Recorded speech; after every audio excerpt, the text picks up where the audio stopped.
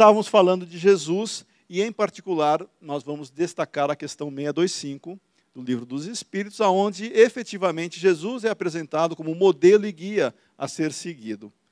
Ele é o nosso líder. Ele é efetivamente aquele que vai expressar o modelo de conduta que nós deveríamos ter sob o aspecto moral. Moral. Eu vou destacar moral. Não adianta resgatar como é que Jesus vivia na época transitória na Palestina, né, com as roupas e tal, mas nós não vamos seguir esses hábitos que eram tradicionais e transitórios da época ali. Parte moral. Se a parte moral, que Jesus é o nosso guia e modelo, nós temos que refletir exatamente o seguinte, e trazendo também o aspecto de leis. Jesus é que tipo de líder é Jesus? Que tipo de poder e dominação ele exerce na humanidade? Não temos receio de errar que carismático. Boa parte das pessoas, não todos, mas boa parte das pessoas seguem Jesus de uma maneira carismática, pela figura de Jesus. Inclusive Jesus que foi construído pelos homens depois, que foi tendo conotações um tanto diferentes pelas interpretações dos próprios homens. Mas Jesus é o nosso guia e modelo moral. É o nosso líder. E ele disse que não veio destruir as leis. Que leis ele estava falando? As leis divinas, as leis morais, as leis que não mudam, são as leis imutáveis. Estas leis, nós temos que tomar cuidado em compará-las com as leis transitórias dos homens. Porque as leis transitórias, como o nome já está dizendo, não é, Maria Emília?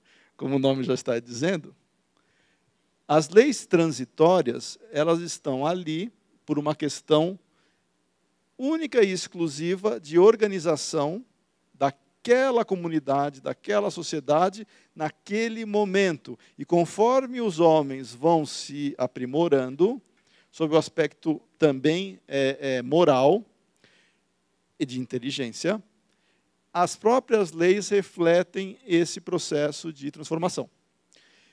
E vai refletir a sociedade local. Por isso que as leis são diferentes entre os povos. Tem coisas comuns e coisas que não são comuns. Maneiras de interpretar, maneiras de conduzir, maneiras de se levar a vida em comunidade.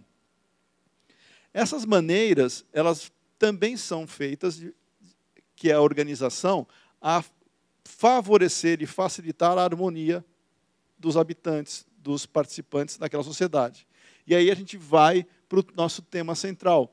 A aristocracia intelecto-moral, que Kardec prevê em termos de organização futura, ele estava se referindo que tipo de organização? A humanidade inteira ou ele estava se referindo a comunidades locais?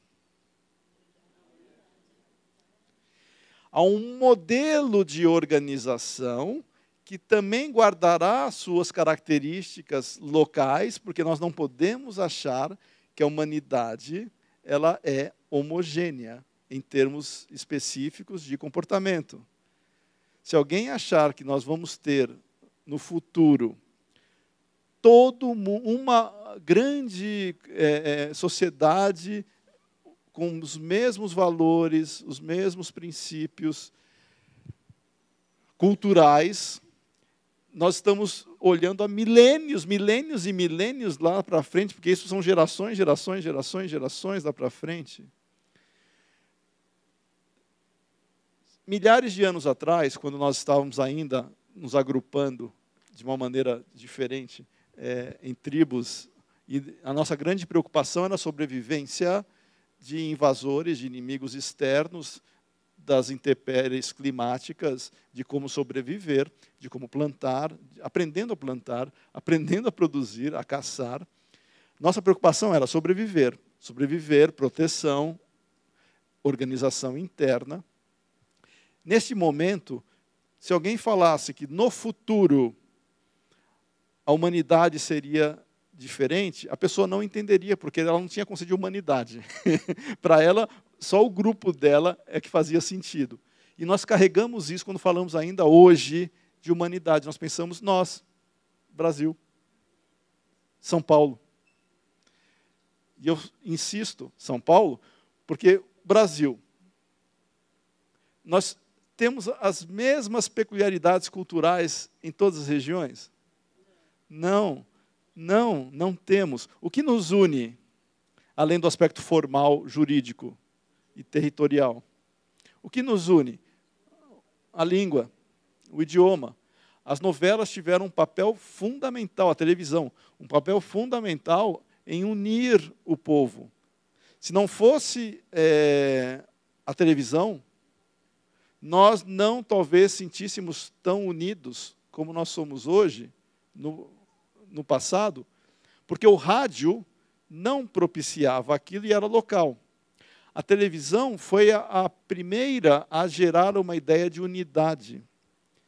E ao mostrar o convívio familiar, passou a apresentar modelos de referência, e as pessoas passaram a se adaptar àqueles modelos que viam nas novelas, na maneira que nós tínhamos de integração.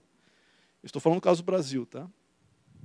Nós não temos um passado como na Europa, por exemplo, que os territórios e as tradições e as histórias se confundiam, tradições orais e escritas, e que formavam uma cultura e gerava identidade naquele povo.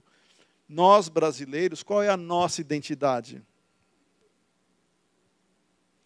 Antigamente, se reforçava, em termos das tradições, de algumas coisas que poderiam nos atrair e falar, eu sou brasileiro por causa disso. Desde da colonização portuguesa, existe a ideia, e isso é colocado, já que estamos também, de novo, num processo de reflexão filosófica e sociológica, existe algo chamado mito fundador, que desde os primeiros momentos da colonização começou a ser incutido naqueles que começaram a habitar o país.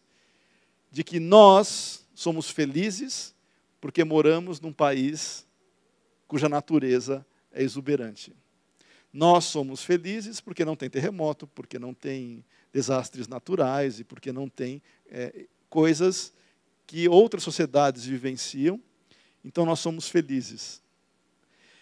Essa ideia do mito fundador, ela vem perpassando, e olha, nós somos muito jovens, 5 séculos aqui não é nada. A gente estava falando de encarnações, né? Quantas encarnações nós tivemos em 5 séculos? Poucas, provavelmente. Não tem como quantificar, porque cada um tem um ritmo aqui, e você pode ter tido uma, como pode ter tido 50. Tá? Mas nós não temos como quantificar, mas não vamos pensar que 5 séculos para a evolução do espírito seja algo muito representativo. Não é nada. Não é nada. Quando falamos de gerações, as gerações que os espíritos nos dizem são processos quase que seculares, porque o espírito vivencia uma experiência terrena, desencarna, vivencia a experiência na erraticidade, e aí reencarna de novo, ou seja, a geração são intervalos que nós não estamos aqui comparando com uma geração de 25 anos. Dos filhos, por exemplo, não é isso. Geração, que os espíritos dizem, são gerações em termos de realidade espiritual. Quando Jesus, nosso guia e modelo, há 2000 anos atrás, disse que enviaria, ou rogaria ao Pai para enviar o Consolador prometido, porque ele sabia que muitas coisas seriam deturpadas e ele não poderia abrir ou explicar tudo. E ele rogou ao Pai para enviar o Consolador prometido. O Espiritismo, ele assume o papel de consolador prometido, mas ele não se arroga como aquele exclusivista de que fora do Espiritismo não há salvação. Temos que tomar cuidado. Nós temos elementos que propiciam a compreensão da mensagem de Jesus, que ele se referia a que tipo de lei? As transitórias ou as divinas? As divinas são imutáveis. São essas leis que nós estamos interpretando e buscando compreender de uma maneira mais efetiva, que nos propicia uma compreensão de quem somos, de onde viemos, para onde nós iremos, que sempre incomodaram questões filosóficas, né, a humanidade, mas que só tem sentido se nós vivenciarmos também o desenvolvimento das ideias, o detalhamento das ideias que os próprios espíritos nos incentivam a fazer. Os espíritos, e esse vem o poder do espiritismo, a legitimidade dos ensinamentos dos espíritos provém de um espírito? Não, de vários espíritos. Se fosse de um espírito, nós entraríamos na mesma relação de poder e dominação que nós acabamos de falar aqui. Quando você trabalha com vários espíritos dizendo a mesma coisa, e você organiza essa resposta como se fosse a resposta ou ensinamento dos espíritos, dentro de um conjunto, de uma lógica interna, que vai constituir a doutrina espírita, e veja, é do Livro dos Espíritos até a Gênese, e as obras, a Revista Espírita demonstra isso, as informações dos espíritos, elas se reafirmam para serem consideradas válidas. Aquelas que tinham contradições e não tinham consenso, ou que não tinham validade interna, elas foram deixadas de lado. Ou seja, não é um processo simples compreender os ensinamentos dos espíritos só porque um espírito disse. Não, são vários espíritos dizendo a mesma coisa.